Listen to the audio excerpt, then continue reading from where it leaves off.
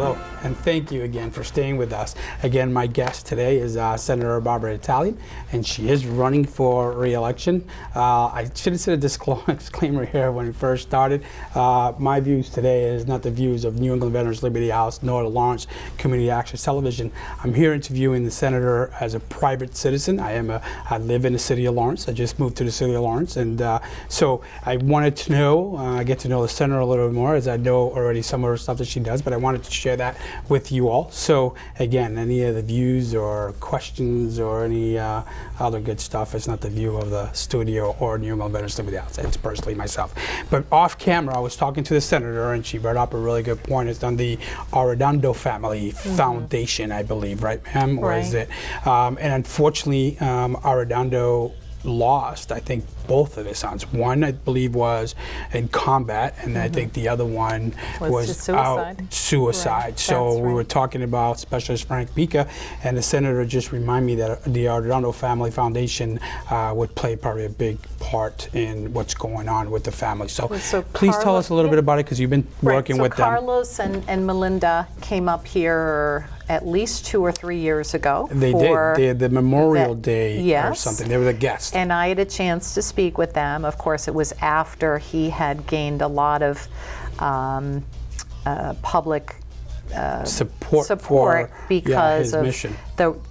because of the role he played in the Boston Marathon and picking up the gentleman who was so critically injured and got him what he needed to that iconic picture of bringing him to get medical help. So they were here in Lawrence. I went over and spoke with them. I told them I'd been a Samaritan volunteer. I told them that in the legislature, I was one of the people pushing for more state funding for suicide prevention, for everyone, not just veterans, in general. And before we go further, we got to make it clear too, and I always say this, PTSD is across the board. I mean, PTSD just doesn't, spill over in the military side. So let's just I shared with them, as I did when I would advocate for suicide prevention, that I had a cousin from Lawrence who committed suicide in his 20s. Too young. And so, so I've been personally affected by it in my family. And so we've been working a little bit with them, and I think this would be a great cause to step up and try to organize, the concept of having a pilot drop-in center that could help support folks that are feeling at wit's end, right, and feeling suicidal. But I think it's important to mention that because of the son that died in combat and the other son's response was to commit suicide. And if you remember, Carlos also, I think I don't know if it was considered a suicide attempt, but do you remember that I think there was an incident with him as well. After the both sons, that's I think, right, that they perished. I think he had something. He did, where he was feeling, at wit's end himself. So anyways, I think that perhaps we could use they've taken their power and their name and their experience with their family for good for others. Yes, and that's so, a blessing. And that's so a blessing for the rest of us. Absolutely. So they're well known, and I think that we may want to sit and coordinate with them to see what we could do on this very issue. I'm gonna. And thank you for bringing it up. Really, I wasn't really thinking about it, and and I think that's what I got to really spread out through entire Mass. I service veterans from one corner of Massachusetts to the other, but I haven't gone. I haven't had the opportunity to really go out and shake hands and introduce myself and meet other great organizations and foundations like the Arredondo family. And I know they do so much. And again, my condolences to them. And I know that they are never going to be able to get over that. But the good thing about all this, and if you want to call it a good thing, is that they're advocates now. They're getting out there and fighting for causes so that hopefully other military men and women that are suffering from the same thing don't go through what their families went through. When you're subjected to a loss, there's always a shock involved. And I believe you can go one of two ways. You can let it consume you. Correct. Or you can try to find meaning by trying to help others. Exactly. And support them that are in a similar circumstance. It's true of suicide. It's true when my son, when I found out he had autism. I mean, I know many people for whom that's been a really tough and consuming thing. So I feel that people who are in a position to be able to do it try to find meaning by helping Meaningful others ways. and making it easier for those others going Yeah. forward. I think it's just very meaningful, especially, I mean, it does. Sometimes really, really good things come out of something that's really horrible. But, you know, I'm just so glad that they were able to find an outlet that was going to be, I think, in a process of helping others. I think they're healing themselves, I think, in that process of helping others. So I agree. I'm glad for them. And they do have a lot. And yes, I will follow up with you, sir, this week. We could talk and see what we could do to try to, again, I don't think we're ever going to get rid of suicides in the military community, but if we could slow it down some, then even if it's one veteran's life saved in a month, it's a veteran's life saved. What I was taught in Samaritans all those years ago was, for most people, it may not be that they want to take their life, but they want whatever pain feels so overwhelming, they want that to stop. Yeah. And they don't know another way to make that stop. I've been there, done that, you know, and I'm not afraid to talk about it. I was on the verge of it. I was verge of homelessness, and one thing that I did was go back to drugs and alcohol to just numb all my thoughts away. But when you woke up the next day, it was there. So what do? Do you continue getting drunk and letting it, you know, numb you, or do you face it? I chose the coward way out, and I just kept getting drunk and high until I got to a point that now I'm in detox 6-7 times just to get rid of that issue. Now, because I just created another issue for myself. Now I'm more open. I'm more open to talk about it. And I think that why I do this is that I don't do this for the glory of it. I don't do this to chase medals. I'm not doing this to feather my own nest. I'm doing this because in the process of me helping others in a weird way, I'm like healing myself. Yeah, I believe it really is. I truly and so, believe and I'm more happier for it. I really do. When I be able to see a veteran today, perfect example of the Beaker family, when their eyes are just bawling their eyes out, they don't know what they're gonna do. Are they gonna stay in that house for next? And you just grab them, sit next to them, and say, "I got you. I got your six. You'll be okay." You know, just see that and the uplift. It's all worth it. So thank you for bringing that up, Senator. I really appreciate it. I want to briefly talk on a couple of things. I know they're going to give me a cue here, so because the more we talk, it's like it just goes by so fast. When it's something so important, it does. It just goes, the time goes by really fast. But I'm going to talk to you, and I talked to you off camera real quick, about the federal and state side. They give $2,000 for the burial and funeral.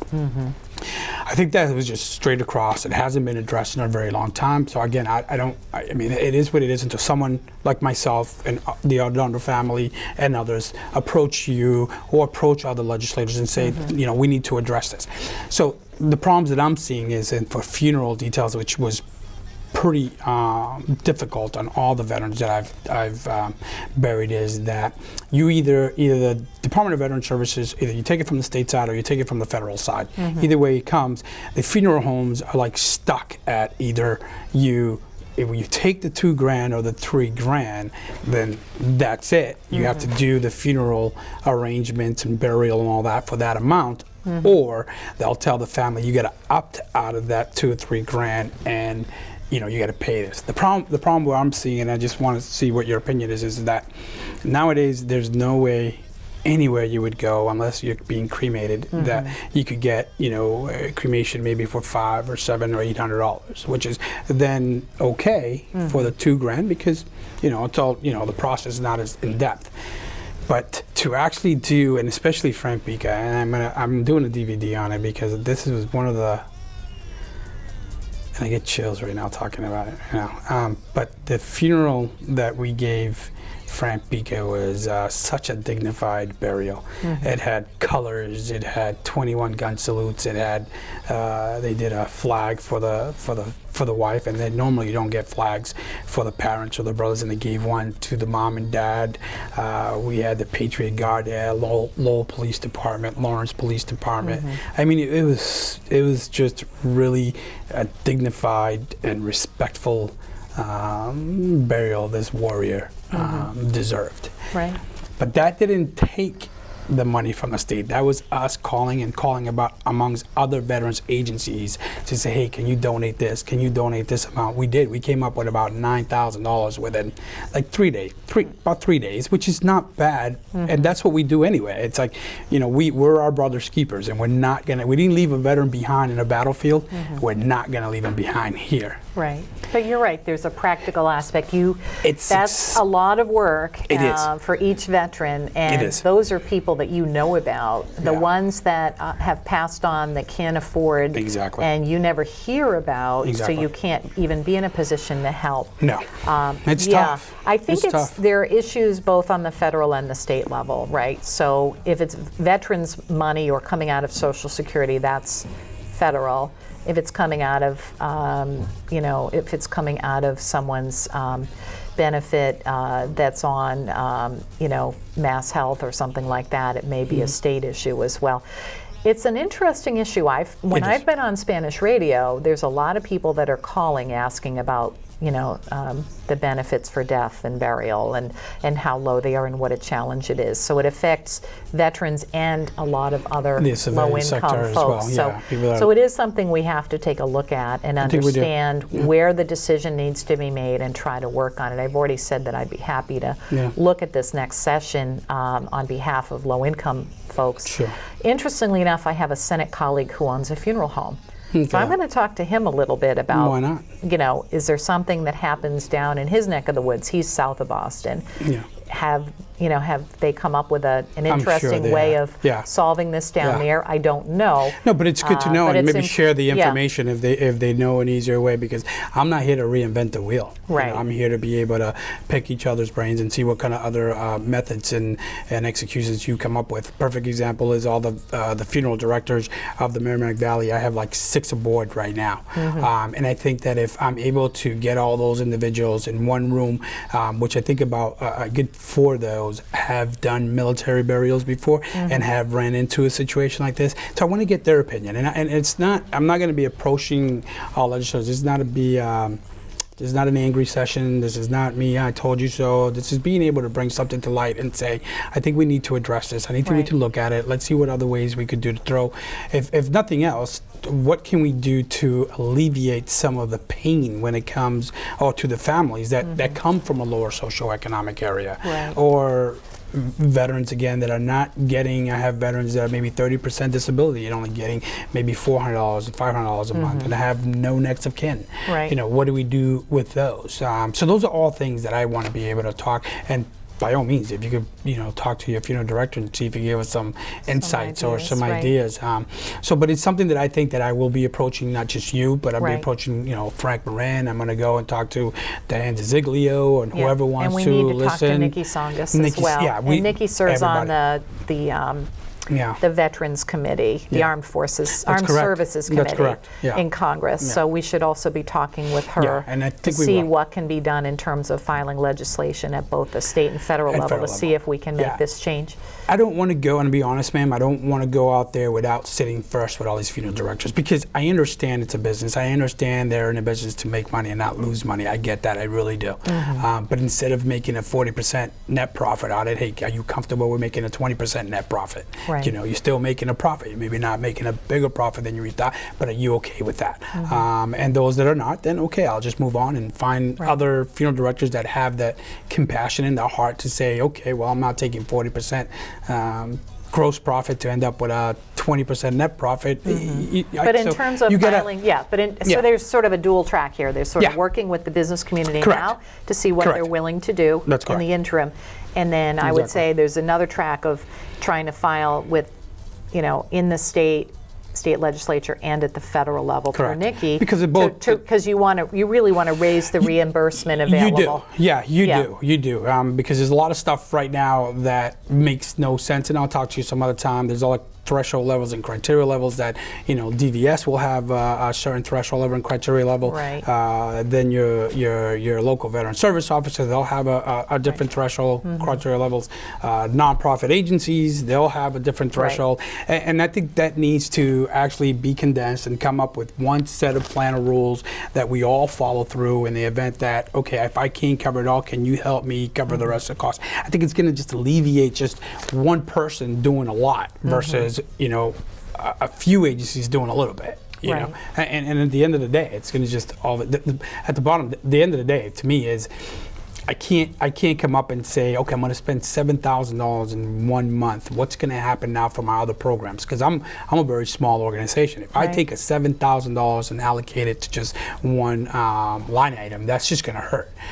So we got to find ways. I mean, and again, we're just in the preliminary stages of it, and I'm sure once I want to get enough data collected, I want to get enough people aboard, and I think once that is, we're going to go ahead and lobby this and get in front of a committee that's going to be able to listen to us and bring other funeral home directors, bring obviously moms and dads of veterans that have taken their lives and have them hear their story, because I mean they're the ones that are at the forefront of this. They're the ones that have got to go through this until they say, wow, I don't know what to do. Let me call the Veterans Agency, or let me call another agency. So bring them aboard and see what we could do. But thank you for that idea too, and I'd love to see what your senator colleague has, because I'm sure that he's done some military burials. I'm just sure of it. I mean, Massachusetts has 345,000 veterans. So, and they're across. You know what I read that was really interesting? There was a study done by MIT not too long ago.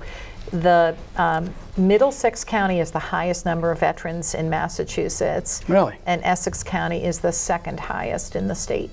No kidding. I thought that was fascinating. Yeah. Nice. Yeah. And I just found out not too long ago that we had over 6,000 veterans in Lawrence. I didn't know we even had that many in Lawrence. They're only registered. I went to the census, the elections department, excuse me, and I got a copy of the census, and there was only 600 veterans. I'm like, there's no way. There's no way. So we started doing a little bit more research, and nothing is actually fact-finding. It's just trying to put pieces together. And so we came up to a conclusion that it's got to be over 6,000 veterans in the city of Lawrence. And we don't have a definitive answer for that, but that's what we're thinking. And so we're going to continue on. I'm going to meet every single one of them, hopefully someday, but to this point. Listen, I want you to let me know when we get about at least 10 minutes or stuff, because I want to give the senator the time. And actually, I'm just going to ask you one more question, Senator, and the rest is yours. I want to be able to, you get the opportunity, and then if nothing else, this is actually aired in a few cities, and I know I have a couple of fans, at least 2 or 3, because they stop me out there from time to time. So I know they're watching. But there's, I'm trying to do is I want to be able, what I want to tell people, again, is at least my experience in the city of Lawrence is a lot of people, they know who they're going to vote for, but a lot of people don't know what they're voting for. And I think that it's really up to us, if we have that platform and we have the opportunity to bring you all aboard, regardless if it's you or other city councilors or congressmen, that we need to bring you all so you all could tell our general viewers why you're running, what platform are you running, what is your goals, right? Because they need to hear that. It's not hearing from you, it's not hearing it from a second or third hand, because by the time it gets to them, it's, how stories always change. And so that's why one of the reasons that I wanted to have you here. And I know that a lot of veterans in Lawrence support you. I know that I'm one of them, and I know that a lot of my veterans in my agency support and love what you're doing. And one of the things that they see the most about you, and I hear all the time, they think that you have a double somewhere.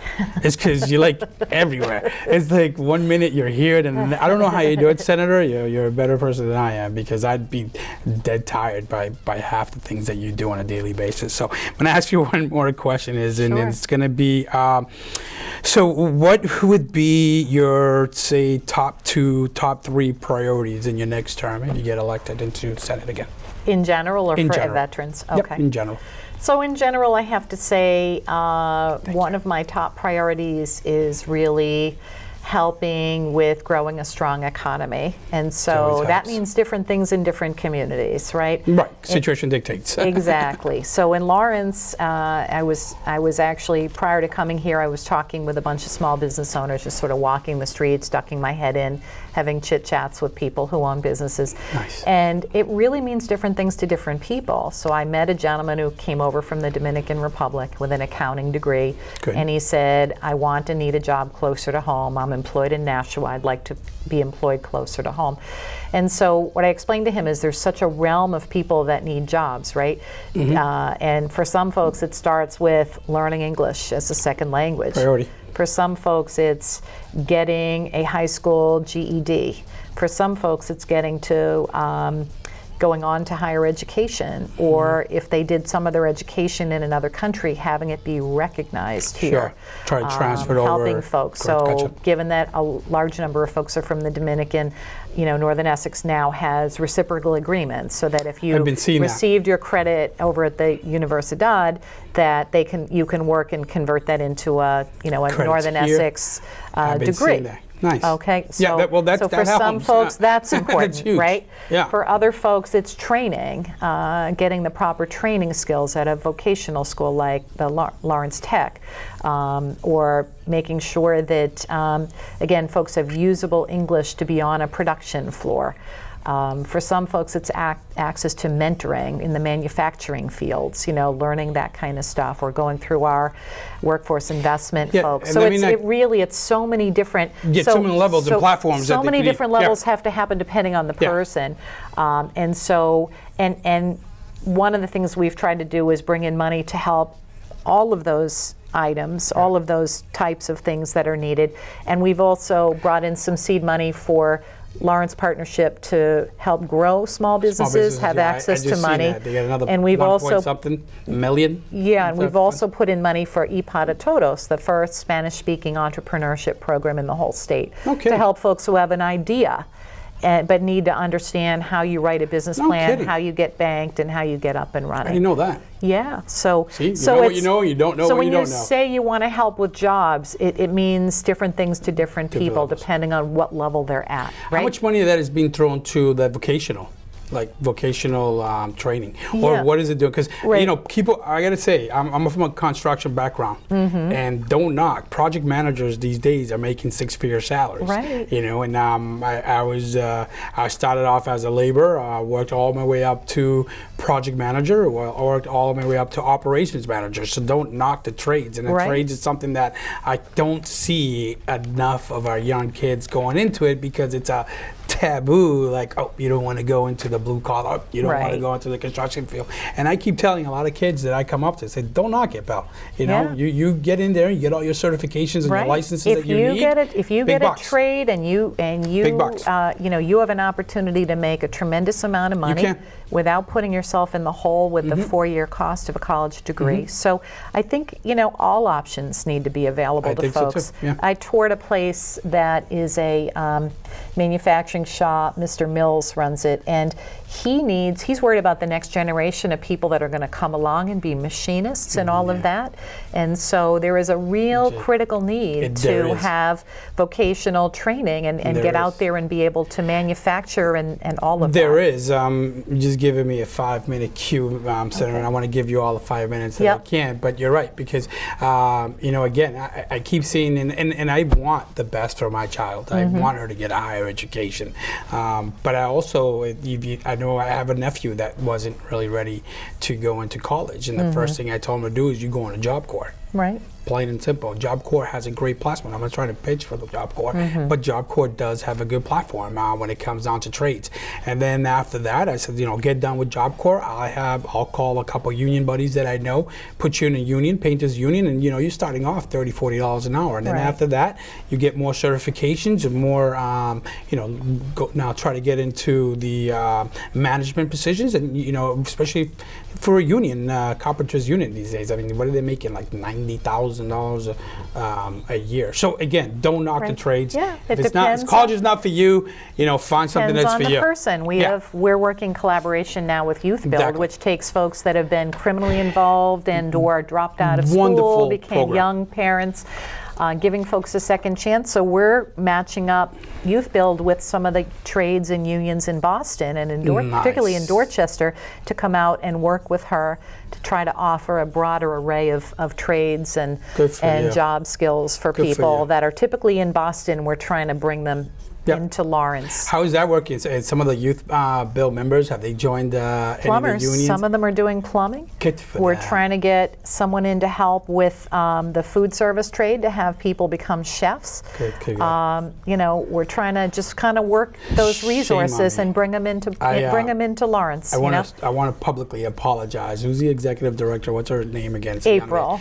lady. She's awesome. I want to publicly apologize because I've been meaning to meet up with her, and we had a meeting a few months ago, and I just didn't make it to that meeting. But they do so much great help, and one of the things that I was so drawn into the Youth Build is because I've seen a couple of houses where they're putting hands on, and I wanted to be a part of that, especially with all the ramp buildings and all the other stuff that we're doing for our veterans. So I apologize, April. Well, I still think there's opportunities there. There's still time. Absolutely. So I would say we've sort of touched on the economic development as one of my highest priorities. The rest of the time is yours. And then the second one I would say is education, right? Sure. And again, education means different things to different people. Yep. If you are new to the country and you need to learn English, you need ESL classes. If you dropped out or never quite got your high school diploma, getting adult basic ed. If you are a student in the Lawrence Public School System, making sure that you're going to get a good education there. Working with the receiver for now, but more importantly, working on a plan for when he leaves. I mean, he's leaving in up to 3 years from now, and how do we transition that and have the city regain control of their public school system and stay at that level? Because right now, what is it, about 8 level 1 schools in Lawrence, or is there more There's than been that? a lot of progress. Yeah, I think, There's been a lot of progress. Let's just be honest. I mean, 12 years ago, we didn't have 8 level 1 schools around here. Right. Now we do. I know about it's kind of a touchy subject for the receivership, but yeah, that's something that's crucially important. When So he that's leaves, what do we a do? huge deal, which is why I'm on the education committee, so that I can help as I hear about things that need to happen at the local level. I'm in a position to be able to weigh in policy-wise, right, through the committee or through legislation. And so I would say education is another huge priority for me. And I'm on both education and higher ed because for some folks, as we just discussed, higher ed is going to be the key to their future. For other folks, it's going to be a trade and a decent trade. Regardless, you need training, right? And to you whatever need to be field you're going to enter. Consistent and constantly consistent in retraining, especially in the trade field, because it's like a higher education. You know, I mean, you're always learning new stuff, and in the trade field, every month you have new laws, new regulations, new procedures. So you're always learning, and I think that anybody that gets into the trade field, if you're on that constantly, I think you'll be in a way to success and management position in no time. But you have to put your time either or, whether it's higher education or whether it's a trade school. You're going to get out what you put into it. You want to be trained in whatever field, whatever thing you think you're going to do well in. Yeah. Senator, they're giving me a 1 minute mark. So is there anything that you would like to reach out and talk to our general public about your run for senator this time around, or anything that you just didn't speak about? I'll give you that whole minute. Sure. Thank you. Well, I just want to thank you for the opportunity to be on your program today. Yeah, I mean, I guess I think that working in the Senate is a work in progress. It's really a constantly changing set of factors, understanding what the needs are of people, understanding what the possibilities are, and trying to come up with solutions, and being always open to the fact that some things are going to work out and some things are not. Absolutely. And that's okay too, as long as you're honest with people and you try something, and if it doesn't work, you go back and you try something else. So, I mean, I just think that's how we all do well as human beings, right? To persevere, and so I just love my job. I hope that's obvious, that I really, it's energizing to me to help people. I'm a social worker, I'm a problem solver. And so the people part of it I love, the policy part I love, the politics part I can hold my own. And I think you have to do all three well to be very successful. Absolutely. I agree. Yeah. I agree. Thank you. Thank you so Thanks much so for being. I hope much. this is the last time we get to have this conversation again about Thank another you. topic. Thank but you. I want to thank everybody really for tuning with us, staying with us with Senator Barbara Talley. And remember that your vote counts, okay? Sanders beat Hillary in Methuen by 1 vote. So if you don't think it matters, it does matter. So please go out there November 8th on Tuesday and vote. Vote for, not for what, for the person. Vote for the most qualified person and what makes sense to you. So thank you very much, and get out there again and vote. If you need transportation to get out there to the polls, give us a call, 978-258-2331. I'll be more than happy to send out a caravan or a bus to pick you guys up there to get out there and vote. And like I always say before I leave every segment, go out there and try to make a difference in someone's life today. Thank you.